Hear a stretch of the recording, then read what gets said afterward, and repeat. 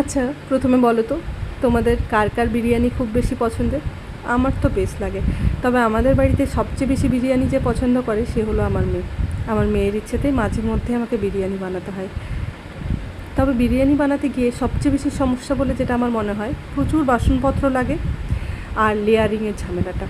তবে আজকে এই দুটো সমস্যার একটাও থাকবে না।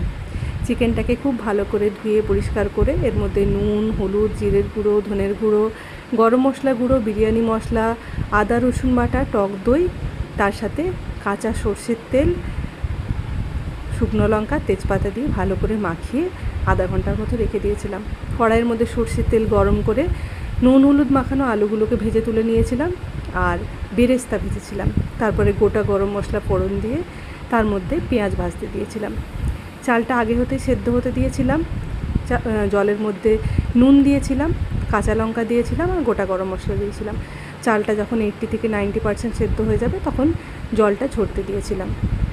এদিকে পেঁয়াজটা ভাজা হয়ে গেলে ম্যারিনেট করা চিকেনটা দিয়েছিলাম, কিছুটা জায়ফল গুঁড়ো দিয়েছিলাম। চিকেনটা যখন সুসিদ্ধ হয়ে যাবে, ওপরে তেল ছাড়বে, তেলটাকে বা রোগানটাকে আমি তুলে রেখেছিলাম। ব্যাস, তারপরে আর কি, ওপর থেকে সেদ্ধ করা চাল, বেরেস্তা, বিরিয়ানি মশলা, তার সাথে রোগানটা দিয়ে কেওড়ার জল, মিঠা আতর আর গোলাপ জল দিয়ে, কিছুটা ঘি দিয়ে আর দুটো কাঁচা লঙ্কা দিয়ে ঢাকা চাপা দিয়ে দমে দিয়েছিলাম। 10 থেকে 15 মিনিট দমে দিলেই ঝুরঝুরে চিকেন বিরিয়ানি তৈরি হয়ে যাবে। দুর্দান্ত খেতে হয়, তোমরা অবশ্যই একবার ট্রাই করো। তার সাথে সার্ভ করেছিলাম রায়তা আর ছিল স্লাইস করে কাটা পেঁয়াজ। তোমাদের